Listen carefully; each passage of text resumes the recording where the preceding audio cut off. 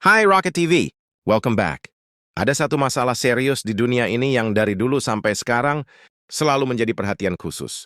Bagi seluruh negara di dunia ini, yaitu ketimpangan sosial. Ketimpangan sosial menjadi masalah yang serius.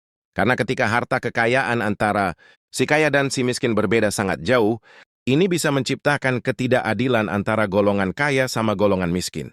Bahkan yang parahnya, ketika harta kekayaan golongan kaya jauh lebih besar daripada golongan miskin, ini bisa memberikan kontrol lebih bagi si kaya kepada orang-orang miskin, di mana orang-orang kaya ini bisa lebih lulosan membuat kebijakan yang membuat orang-orang miskin justru semakin miskin.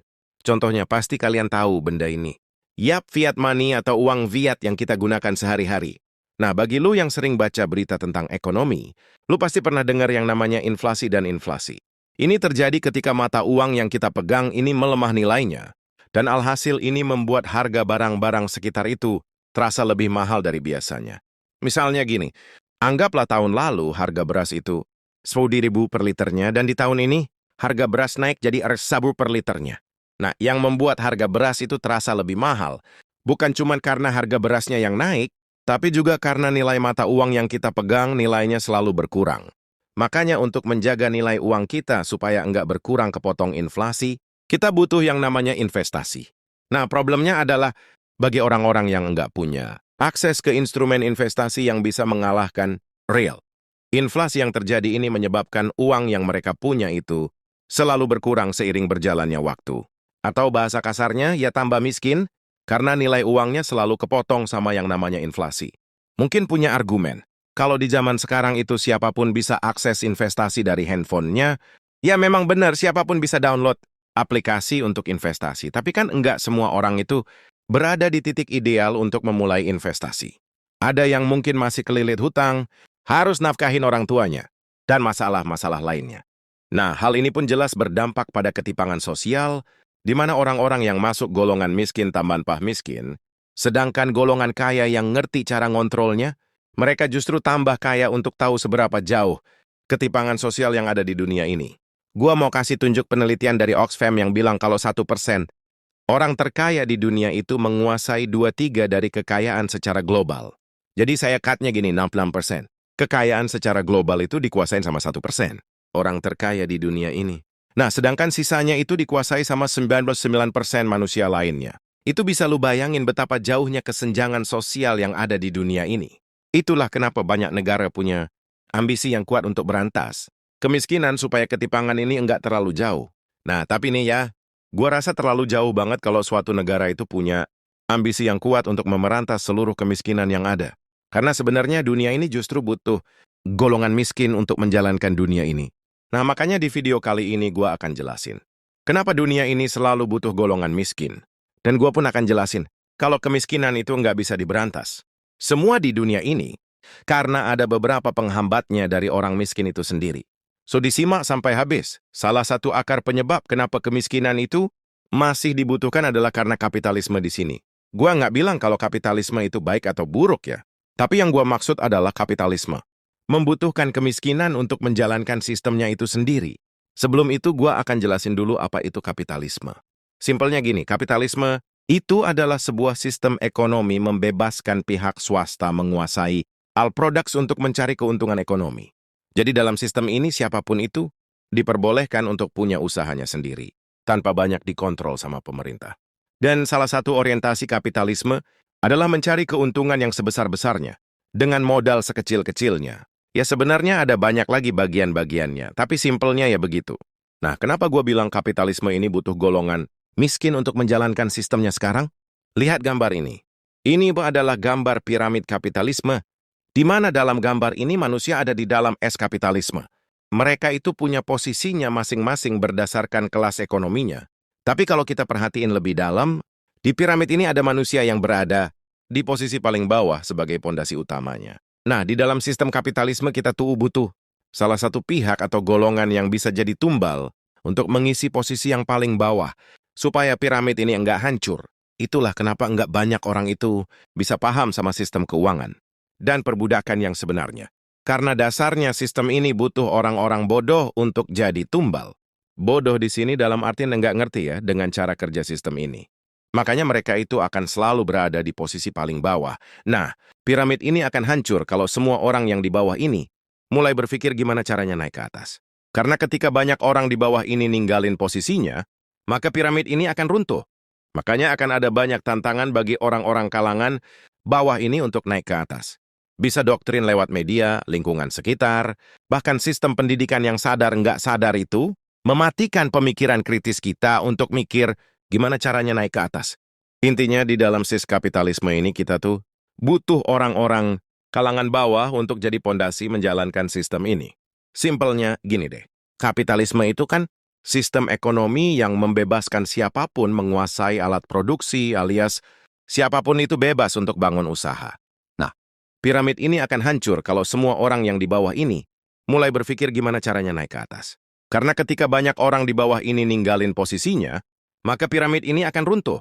Makanya akan ada banyak tantangan bagi orang-orang kalangan bawah ini untuk naik ke atas.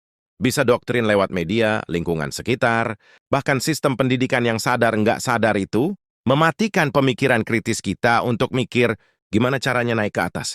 Intinya di dalam kapitalisme ini kita tuh butuh orang-orang kalangan bawah untuk jadi pondasi menjalankan sistem ini. Simpelnya gini deh, kapitalisme itu kan sistem ekonomi yang membebaskan siapapun menguasai alat produksi alias siapapun itu bebas untuk bangun usaha.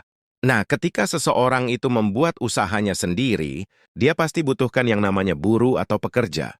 Nah, kalau semisal nggak ada lagi orang miskin dan semua manusia hidup sejahtera, nggak akan ada lagi manusia yang punya mental pekerja. Karena ketika seseorang itu bekerja pasti kan tujuan utamanya itu cari ruang untuk memenuhi kebutuhannya. Nah, kalau semisalnya semua orang sejahtera tanpa kekurangan, nggak akan ada lagi yang mau jadi pekerja. Karena ya buat apa lagi ya kan? Nah, kalau semisal nggak ada lagi pekerja ini, tuh dampaknya bisa ke seluruh umat manusia. Karena ketika udah nggak ada lagi manusia mentalitas pekerja, alhasil perusahaan-perusahaan pada tutup dan otomatis barang-barang yang jadi kebutuhan kita sehari-hari ini pun terhambat karena produksinya berhenti. Itulah kenapa kalangan miskin itu selalu dijaga untuk tetap pada posisinya. Supaya tetap ada manusia yang mau melakukan pekerjaan itu. Karena kalau misal semua orang sejahtera, siapa lagi mau jadi supir, terus siapa lagi gitu yang mau nyapu sama ngepai lantai. Makanya kita masih butuh dan bahkan selalu butuh kalangan ekonomi bawah ini. Gue bukan menjelakan progresi. Ya, tapi ini sebagai gambaran kalau kita itu butuh manusia-manusia yang mau melakukan pekerjaan tersebut untuk mendapatkan uang. Sebenarnya ini bisa dibilang sesi jahat dari kapitalisme, di mana sistem ini selalu butuh kalangan bawah untuk melakukan pekerjaan-pekerjaan upah rendah. Tapi ya itulah cara kerja kapitalisme. Justru ketika nggak ada orang tanganan B lagi, dunia ini akan berantakan dan nggak berjalan sebagaimana mestinya. Mungkin ini jadi suatu pertanyaan yang menarik ya. Kalau memang dunia ini andil tapi bisa enggak sih semua orang itu jadi kaya? Well, sebenarnya semua orang itu punya kesempatan yang sama untuk jadi kaya. Karena nggak ada yang larang untuk siapapun itu bisa jadi kaya. Tapi enggak semua orang itu punya akses yang sama. Untuk memanfaatkan kesempatan itu lagi ini, kemiskinan itu kan terbagi. Jadi dua, ada kemiskinan struktural dan ada kemiskinan kultural. Kalau kemiskinan kultural itu kemiskinan yang disebabkan karena diri, sendiri kayak malas belajar, malas bekerja, nggak berani ambil resiko, dan lain-lainnya itu faktor yang ada di diri kita. Sedangkan kalau kemiskinan struktural itu, kemiskinan disebabkan karena faktor di luar pikiran kita. Misalnya lahir dari keluarga yang miskin, tinggal di daerah yang rawan peperangan, kebijakan pemerintah yang merugikan kita, dan lain-lainnya.